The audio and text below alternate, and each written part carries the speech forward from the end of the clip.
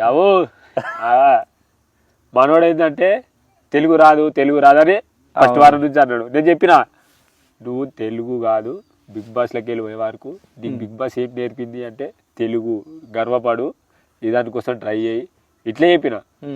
నేను ఇక జానక జబ్బా ఇక అన్న నిజంగా. ఎందుకంటే ఒకటే దగ్గర కూర్చొని తింటాం, నేను మనోది తింటా, మనోడు నా తింటాడు, ఇక మళ్ళీ అలా ఉంటది. నువ్వు చపాతీలు కూడా ఇచ్చినావుగా, పరోటాలా చపాతీలా?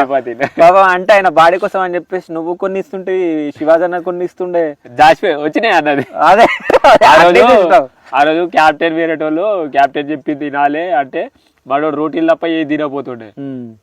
సరే అని నేను 5 రోటీలు తింటాను నేను అన్నా.